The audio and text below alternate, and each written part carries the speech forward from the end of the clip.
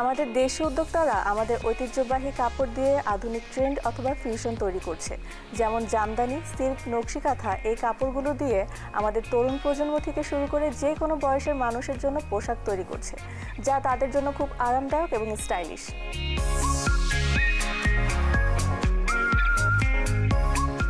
আমার কাছে ফ্যাশন মানে হচ্ছে একটা পরিচয়, একটা লাইফস্টাইল। আমরা প্রতিনিয়ত আমাদের দৈনন্দিন জীবনে যা পরি, আমাদের মা চাচিরা যা পরে এসেছে, সেটাই আমাদের বাংলাদেশি ফ্যাশন হিসেবে পরিচিতি পেয়েছে।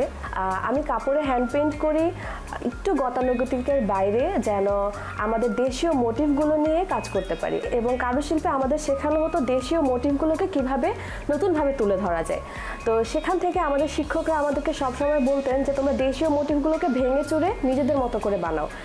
আমার চিন্তা আসলো যে আমি সবাই তো ক্যানভাসে পেন্টিং করে, আমি আমার ড্রেস বা শাড়ি যেটা কি পরি সেটাকেই ক্যানভাস বানিয়ে নিয়েছি। এবং আমি সেখান থেকে কাজ করতে করতে আমার নিজের সৃজনশীলতাকে কাজে লাগিয়ে সাধারণ আশেপাশে যেসব জিনিস আমরা দেখি, ফুল, পাতা, সূর্য, পাখি, মাছ, এই সব জিনিসগুলোকে ভেঙে ভেঙে আমি আমার মতো করে আঁকি এবং অ্যাবস্ট্রাক্ট ফোক মোটিফে কাপড়ে তুলে ধরার চেষ্টা করি।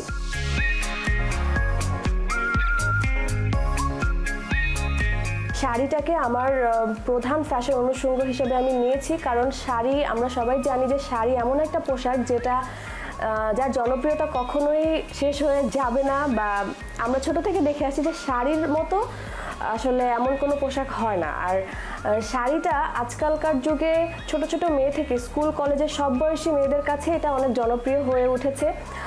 এখনকার ফ্যাশন অনুষঙ্গ বলতে বিভিন্ন ওকেশন, অফিস পার্টি বা নর্মাল আউটিংয়েও সবাই শাড়ি পরতে পছন্দ করে।